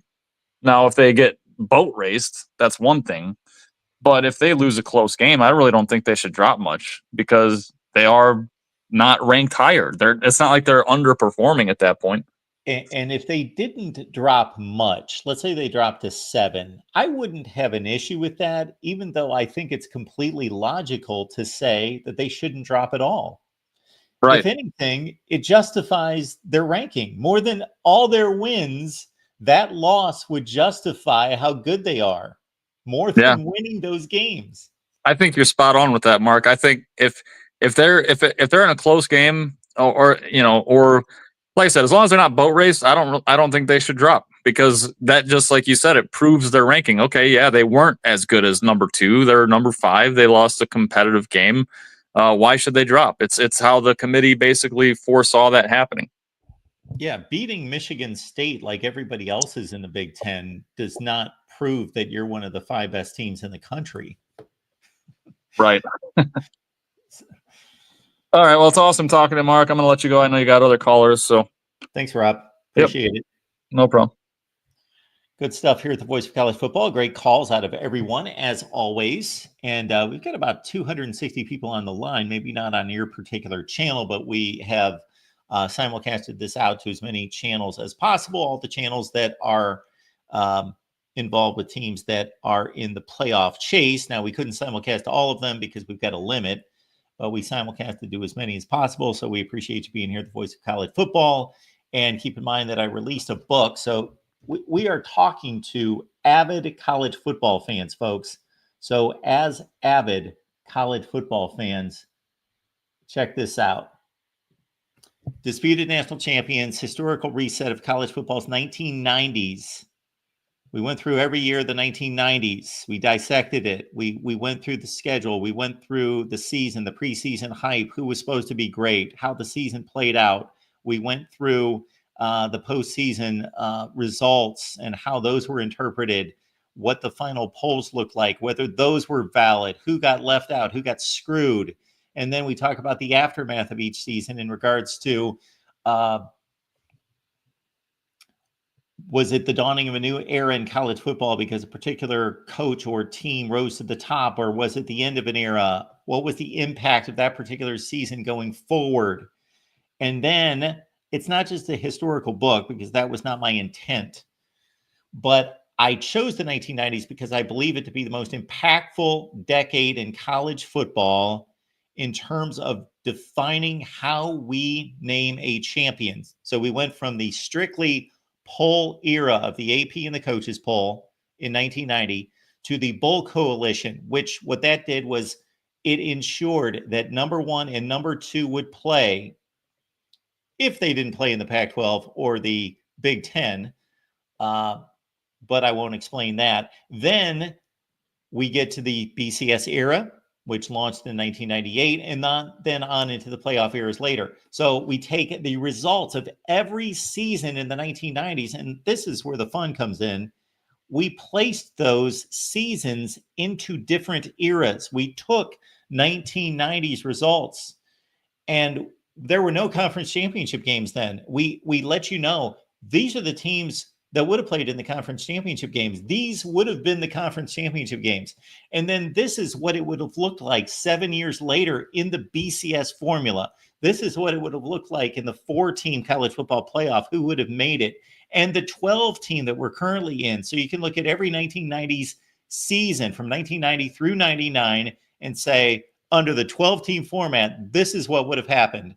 And then we even projected toward the proposed 14-team playoff. So I had fun writing it. I think you'll have fun reading it. And you just go to Amazon, look up Disputed National Champions. You can grab the link. It's in the description section of the video we are currently on. Muley stopping by here, the voice of college football. What's going on? Hey, Mark, how's it going? I am doing well. How are you? I'm doing well. Getting that book, as you mentioned. I've been meaning to get that. I appreciate it. Yeah, definitely want to read that. So, yeah, anyways, what are these rankings, man? What are these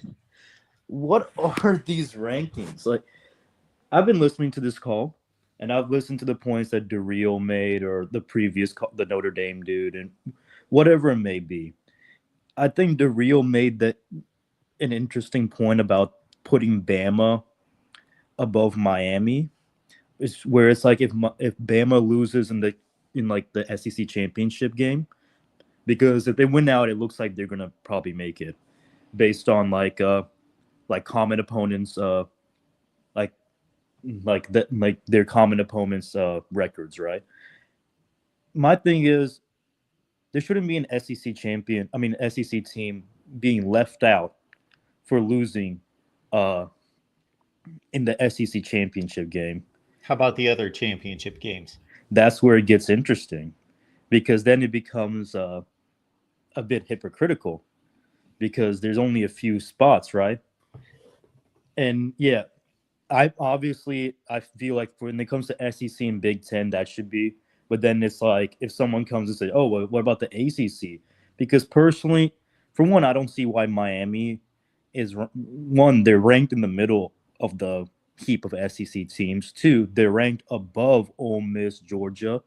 And while we're at it, why is Miami so much higher than SMU? Because they beat Louisville, Duke. You know who else beat Louisville and Duke?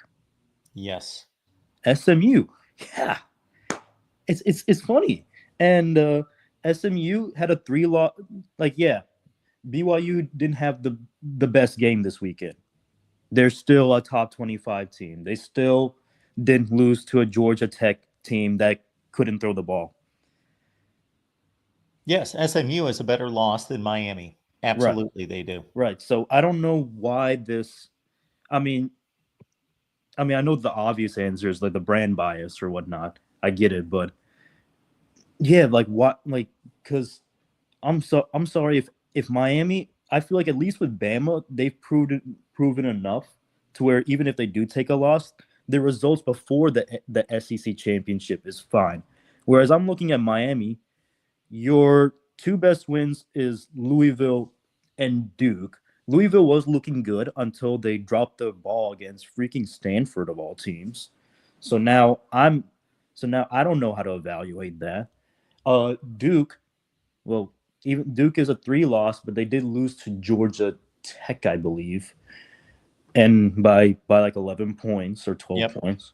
Yeah, so I think that's so. And then Georgia Tech also beat Miami. I don't know. And then when you throw in another wrench, if Army comes, because I'm okay with ranking Army a 19 at the moment, but if they come and beat Notre Dame, they should get a good boost. They deserve to get a good boost, because let's say they win out. That means they would have to beat a ranked Tulane team as well in their conference championship game. They'll have to beat Navy at the end of the year, which I know Navy has kind of they got destroyed by Tulane, and they've been losing lately. They got destroyed by Notre Dame as well. But regardless, you beat 2 ranked teams, and then you still would be left out. The point of expanding these playoffs is to give these other teams more opportunities. But then now we have this huge pileup in the SEC, and then the Big Ten, the teams at the top are feasting. So yeah, I don't know what I'm just looking at this and it's like, okay, BYU dropped, and I can understand you might drop them below like SMU if you want to say, okay, well, that was earlier in the season. It was a close loss. SMU's been playing better, but they put them right next to each other. If they're going to be right next to each other, why is BYU below SMU? And I don't see anything because I also saw people saying, well, BYU has had so many close games. They had close games against Oklahoma State and Utah. Those were the two, and SMU. But like, can you fault them for being close with a top 15 team? Yeah, they shouldn't be penalized. They should be given credit for that one. The other ones, they should be penalized. I get that. Right. But I've been seeing like people making the thing that BYU has had so many close games. They've had 2 close games against Oklahoma. I think the Baylor was a one score game at the end, but they were blowing out Baylor, and then Baylor made a comeback. Who, by the way, Baylor is not a bad team, for one. So, other than that, off the top, I'm pretty sure all the other games they've handled pretty well. They blew out Kansas State. I mean, then again, I don't know what's happening to Kansas State and Avery Johnson, but that's a different discussion. But yeah, I'm just looking at this and I'm just saying, like, where's the reason? Like, why is Miami like so? Yeah. Well, the thing that we cannot factor in sitting here discussing ourselves without talking to a committee member, and they would never explain it to us, is that there are football minds in that room and there's an eye test. So there's sheer metrics and then there's an eye test. And that's where somebody or 2 or 3 or 4 out of 8 out of the 13, whatever the number, is saying Cam Ward and that offense, when they got on a roll, they are arguably the best offense in college football, and they've got the talent to pull off an upset against an Oregon, Ohio State, Georgia. Therefore, they're of more value than SMU. I get that, but they also have a defense that lets Cal put 35 up on them. And going back to the close win thing, Miami has more close wins and scares than BYU. So, sorry, I'm just kind of freaking baffled by that. So, yeah, I've got Miami. Let's see, where are they? They're at 8. I've got them 3 spots lower myself. Mm-hmm. So yeah, and that's what made me realize what Daryl was saying. Like, if both Miami lose in the championship game and Bama lose, Bama will have the edge over Miami. So I see, if you think about it, which they should. They should, if that was the scenario, they should. But regardless, Miami shouldn't be that high to begin with. All right, Muley, you got any other questions or comments to make? I do, but I'll let the other callers. I just went on a huge rant without even call back anytime. All right. Have a good one. You too. Bye. Appreciate y'all being here at the Voice of College Football. Please consider the Super Chat contribution to keep us going here at the Voice of College Football. Use the Amazon link in the description section as well. Check out my book. The link is in the description section. Just one other note concerning something that Muley brought up would be the whole approach to conference championship games and penalizing teams or not penalizing teams. And I don't think that I'm not going to come hard at, this is a pure data point and this is what it is. And it's just another game that needs to be evaluated. And if you lose 41-10 in a conference championship game, bam, get rid of you or whatever. Because I understand the argument that why are we penalizing a team that is advanced above all these teams in their conference to make the conference championship game, and maybe they get blown out, they have a bad night, they played one of the top 3 or 4 teams in the country, whatever the case might be, and we're penalizing them.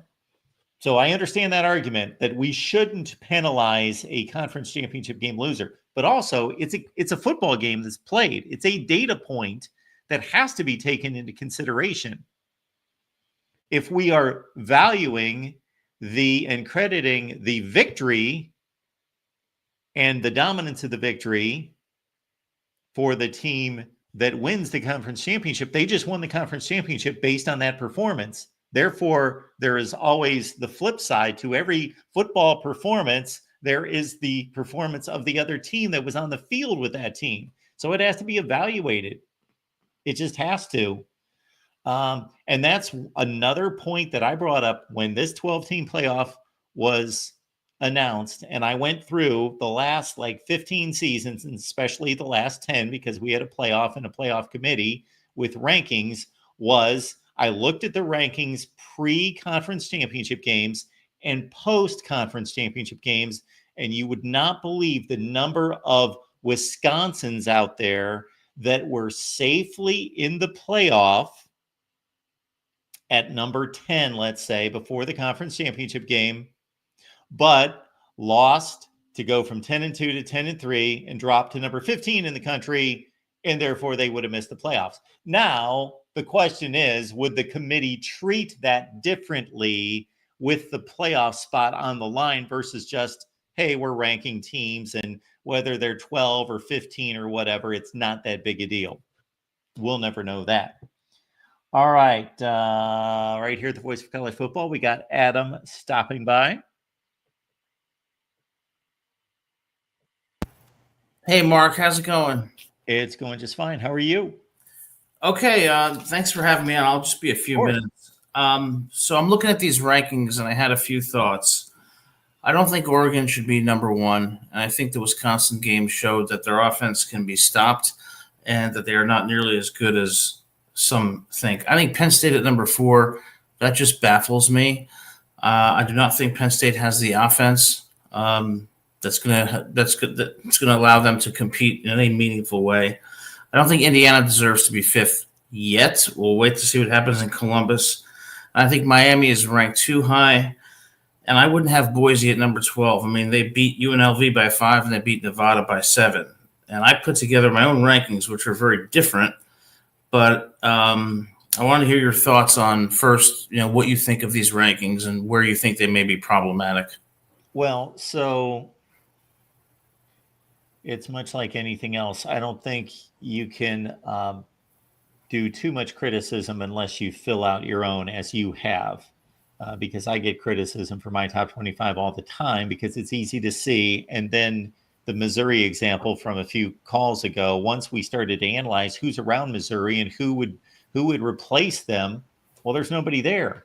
So if we start to drop these teams, then I'm guessing you're taking that block of SEC teams and you're moving them up to fill those spots. Yeah, well, I do have different rankings, and I'm sure many would disagree, but I've got Ohio State at number 1. I do think they're the best team in the country because what I'm looking at are who are the best teams based on what I'm seeing on the field. Number 2, I've got Oregon. Number 3, I have Alabama.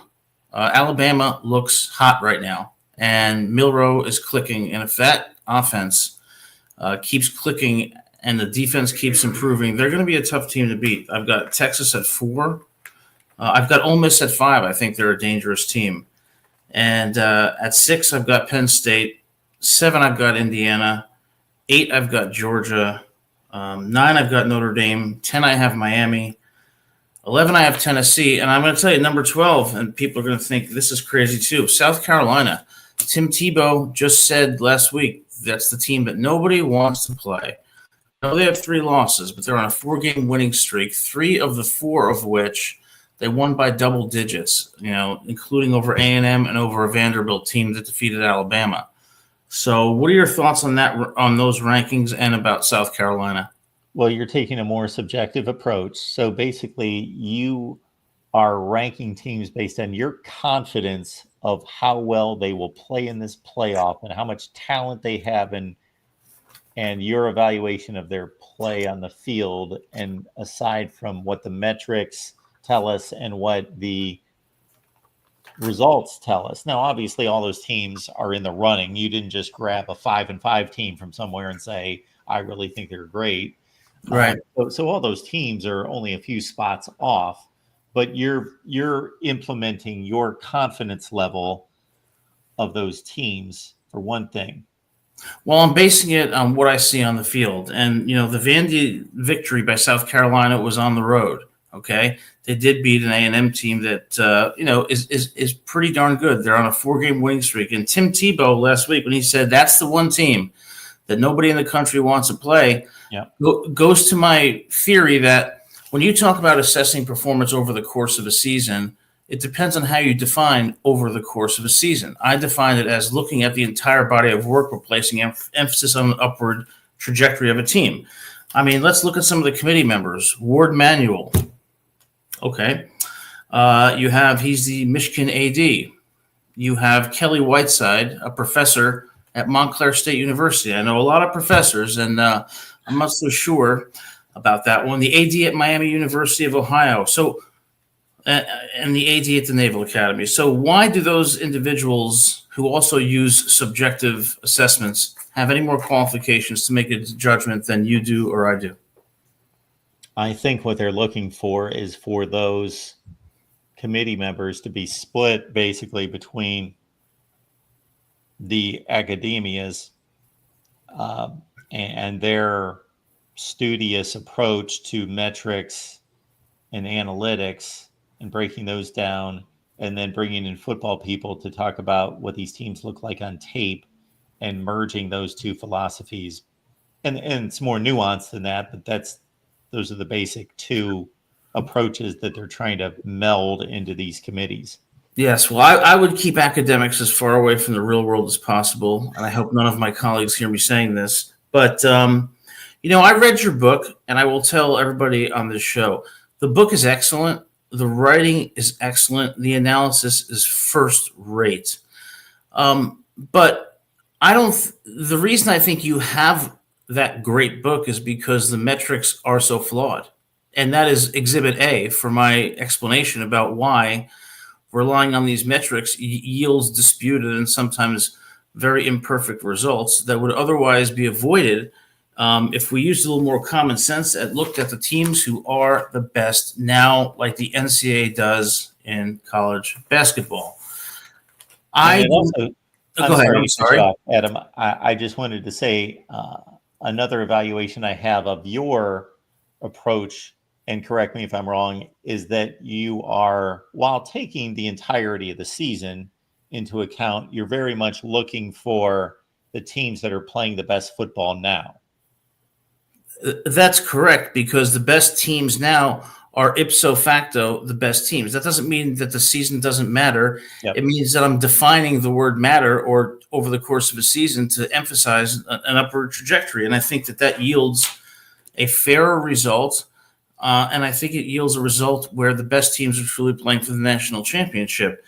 These rankings do not make any sense. And your book highlights the flaws in what has gone on in college football. And those flaws continue because we have people who are making safe choices. We have people who are making choices based on metrics that do not yield the best teams. And I would submit that South Carolina should be in there, that Indiana, Miami should be lower, that Boise shouldn't be in there, and that Oregon is not number 1, and Penn State has no business at number 4. But again, those are just my thoughts, and I could be wrong. So thanks for listening to me, and always for a great show. Adam, appreciate you being here. Thank you for your support. Adam's live with the Rutgers Show every Monday at 7 Eastern, correct? Correct. Yes. Monday at 7 Eastern and post game on Saturday. Have a great night. Thanks, Mark. Thanks, Adam.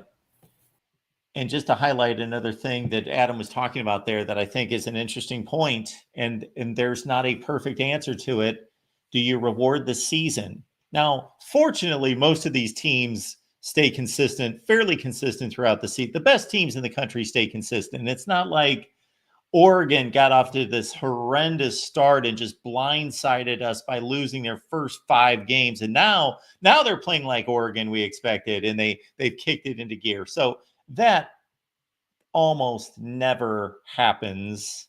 I can't even think of a good example. USC of 2016 would be the best one I can come up with.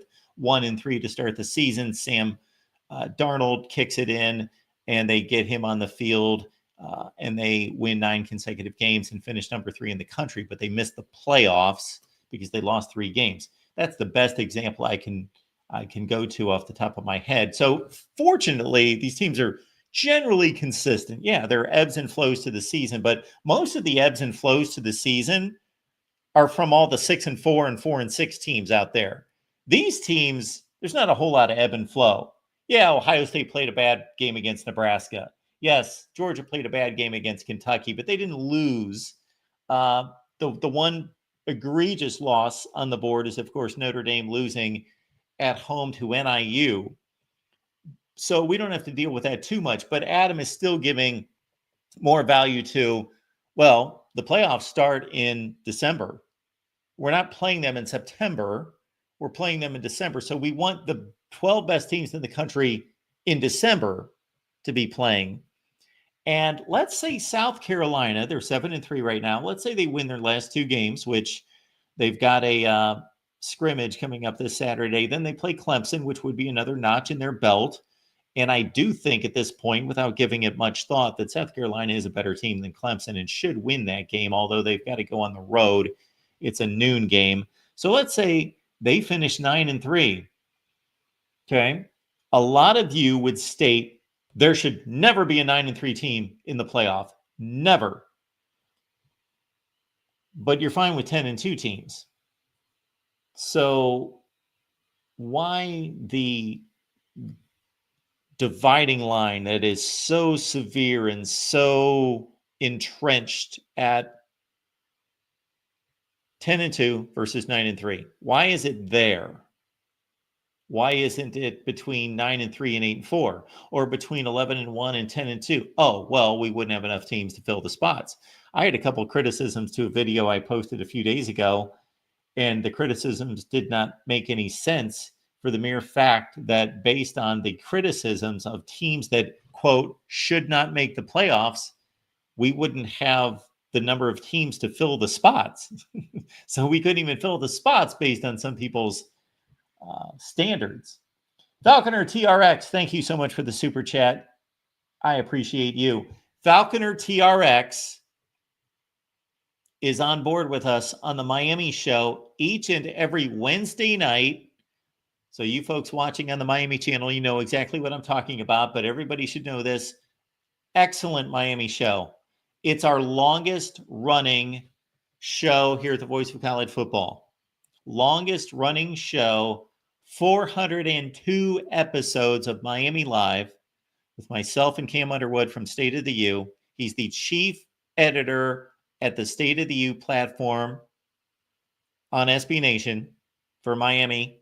Knows his stuff, fun guy, storyteller, great co-host. We have a great time. We've been doing it again for 400 plus episodes. Falconer TRX, always there for us. That's Wednesdays at 7 o'clock Eastern time. That should be a go-to for you. Even if you don't like Miami or could care less about Miami, try it out one time. Join us on Wednesdays at 7 p.m. Eastern time. Falconer says here, playoff system, you can win games on the schedule. Falconer spitting the truth here, coming in with this one. It's all about the U. And for Falconer TRX, it is all about the U. And lock of the week, Miami, Natty, Cam Heisman. Would that not be something? Cam Ward just needs to avoid those dry spells, those cold spots in his game when he goes 5 for 12 over the course of the 2 middle quarters that kind of hold him back. But thank you so much for the contributions, Falconer TRX. We've got the USC show coming up with Matt Zemek. It's over on the USC channel. That's at 10 Eastern and 7 Pacific. That is tonight. So looks like I get myself an hour off, and then we're back at it with USC Live, 10 Eastern, 7 Pacific, right here at the Voice of College Football. We have run through all the calls. We appreciate your calls. We will continue to break it down. I've got a conversation, so we got some really good stuff coming up here, folks. At 10 in the morning, we've got a video release with Steve Dace That's on the main channel. So be looking out for that. 10 a.m. Eastern time on Wednesday. Video release, Steve Dace and myself. We recorded with Bill Bender of Sporting News tomorrow. That's going to be out. We've got Zach Smith coming up on Thursday, in addition to all our other programming here at the Voice of College Football. So we are hitting it hard this week. We've got Indiana, Ohio State breakdowns as well. So check it all out. And we will see you next time on the USC show in 1 hour.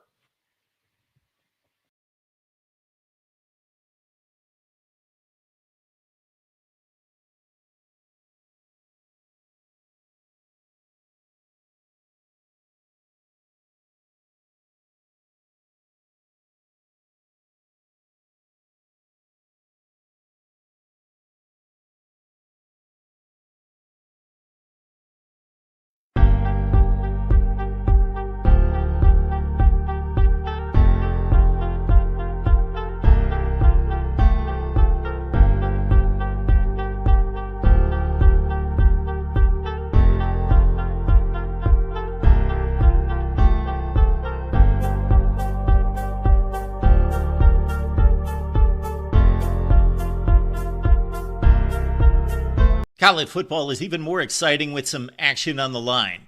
And the games are even better when you're cashing in. And the Voice of College Football is the place to be to get the greatest value. Let's start with my picks. 75% against the money line, 58% against the spread. I've got a 40-year track record. In fact, in 2023, at $100 played per game, you would have netted over $9,300. And guess what? I'm just the warm-up act. Steve Merrill, our ace in the hole, show stopper from Wager Talk. 6 years with the Voice of College Football, over 30 years in the industry. Steve gives us analysis on all the big games, but you can't miss Steve's weekly under-the-radar pick, which went 21-5 against the spread the last 2 seasons. I repeat, 21-5 against the spread. You also get picks from some of our top analysts here at the Voice of College Football, including Steve Dace and Matt Zemek. Become a YouTube channel member or Patreon member for just $99 per month. Go to the main channel on YouTube, click join, and select the betting tier. Do the same thing on Patreon. Make 2024 a winner now.